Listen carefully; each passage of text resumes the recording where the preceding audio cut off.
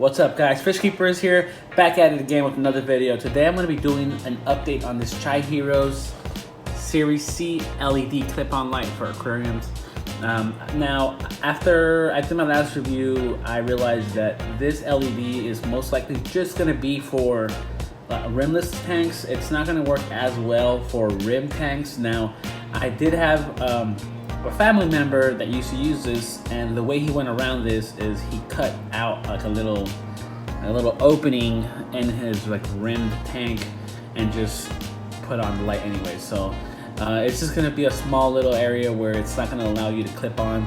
If you can figure out a way around it, this light is an awesome light. Now let's get to the update. So this tank right here, if you look at my last video, I had everything you see here for the most part, but it was at its beginning stages. The plants were sparse,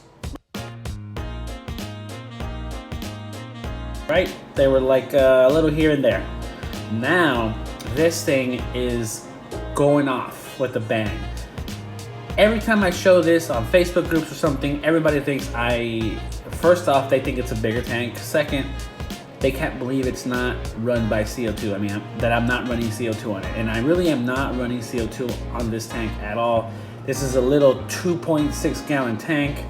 I don't even know how I'd be able to do a whole diffuser in there. I mean, you could, but who's really running CO2 in such a small tank, you know? All of these plants were propagated from a tank that had CO2 in it, but they've been in this tank so long that they just filled up the tank. I mean, there's no way around it. They have filled up the tank on their own. All I have in here is flue ball stratum and then the strength, the light power of the Chihiros C. I cannot recommend this light enough. The Chihiros C is just phenomenal for the price, for its size. I just wish, I mean, I guess they now have Chihiro lights for bigger tanks, so that's great. For a while they just had a few and they would be pretty expensive, but I think now they're really competing with Twin Star and ADA and UNS, so it's more readily available and tons more models. But just the C series clip-on light, it's like 40 bucks already with taxes and stuff on eBay, Amazon, so grab one if you can. This is literally all grown. All these plants were grown here with this light. I don't even know what else to say. Look at this. This is crazy. These plants right here are super hard for me to grow. Even in CO2 conditions, I just couldn't get them to look this nice.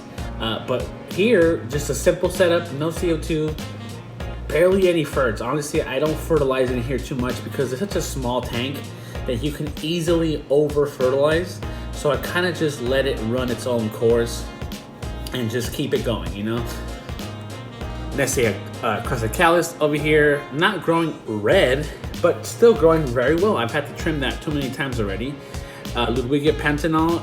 Now again, these plants, as you can see, they're kind of like this. They're not opened up yet. It's because this is the morning and I just turned the lights on, so the plants themselves are barely stretching out and getting their vibes going. So Ludwigia Mini Red. Decent enough red to still tell me that this light is putting out some power. Rotala Walichi, or I think it's species Vietnam, still waking up. And again, the golden, just so hard for me to propagate it and even keep it looking nice in the other tanks. Here it looks great. It looks just vibrant and nice. This is how you want this plant to look. Rosenbog, this thing has been growing new shoots with no issues. Yeah, it has some old ones here, but as you can see, there's some nice vibrant reds coming out of it still. It's great, it's great. This light is one of my favorites now. Now, it could also be that the height between the light and the plants isn't that, there's not much distance there. That's probably gonna be the biggest reason. But any tank you put this on, that's the profile you're gonna get. So if you can strategize correctly on nano tanks, you're gonna get crazy output with this light.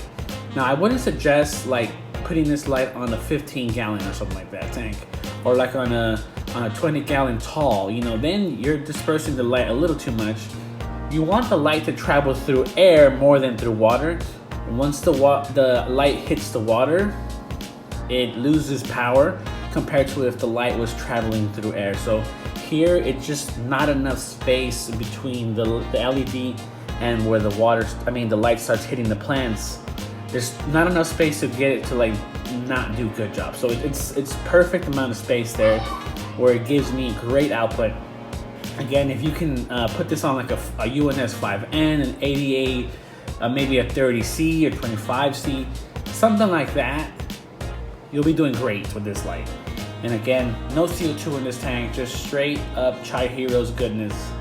But that's all I got for now. It's a quick update. I've had this tank running for, I'm not really sure. I'll put it up in the, it'll just be an edit. I'll just edit in there like an asterisk and how many months this tank's been running.